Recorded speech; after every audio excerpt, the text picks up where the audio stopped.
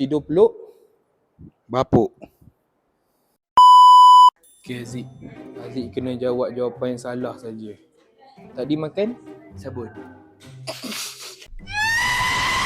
Kak Amy, jawab jawapan yang salah saja. Datang kerja naik Batu.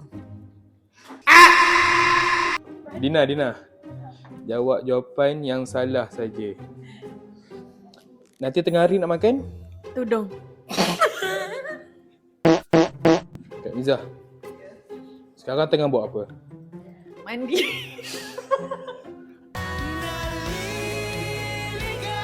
Okay Kak Zaza, jawab jawapan yang salah saja. Semalam tidur guna apa?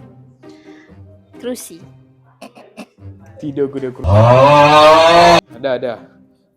Jawab jawapan yang salah saja. Semalam datang kerja naik Kapal terbang. Uish.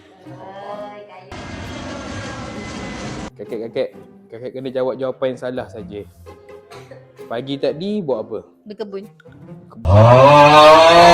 Kak Intan kena jawab jawapan yang salah saja. Semalam berus gigi pakai apa?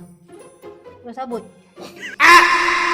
Kak, akak kena jawab jawapan yang salah saja. Semalam tidur peluk Basikal. Dah. Okey. Jawab jawapan yang salah saja. Semalam tidur peluk bapuk.